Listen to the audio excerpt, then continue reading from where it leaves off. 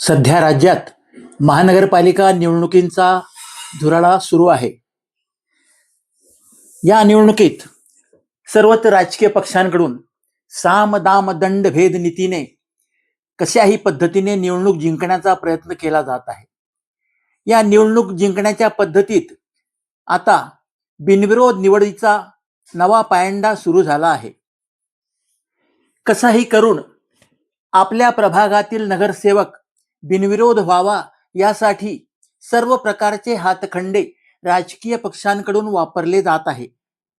बिनविरोध निवडीची ही प्रक्रिया निपक्षपातीपणे पारदर्शकपणे होते का हे पाहणे तसे पाहिले तर रंजक ठरणार आहे.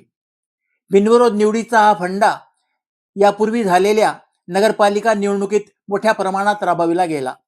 त्याचाच परिणाम म्हणजे महानगरपालिकेत देखील बिनविरोध निवड करण्याची प्रत्येक ठिकाणी होड लागल्याचे दिसून येत आहे.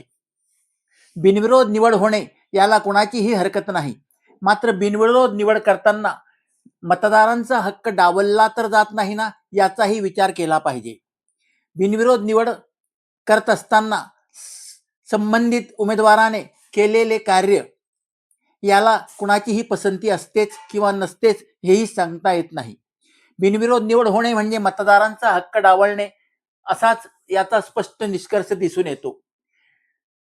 काही ज्या बिनविरोध निवडी होत आहेत त्यामागील कारणे पाहता यात वापरलेले दाम दंड भेद नीती ही पाहिली तर ही बिनविरोध निवड तरी आहे का असे वाटायला लागते. इतकेच नाही तर एका ठिकाणी एका उमेदवाराचा खून झाल्याची घटना देखील या बिनविरोध निवडी मागे झाल्याचे स्पष्ट आले आहे. त्यापेक्षा नकोच त्या निवडणुका ज्या जीव घेण्या ठरत आहेत असे म्हणायला हरकत नाही.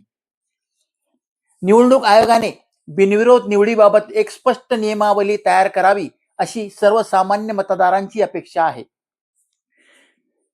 निवडणूक आयोगाने नोटा हा अधिकार दिल्यानंतर त्याचा वापर होत असतानाच बिनविरोध निवड हा फंडा योग्य की अयोग्य याचाही विचार झाला पाहिजे.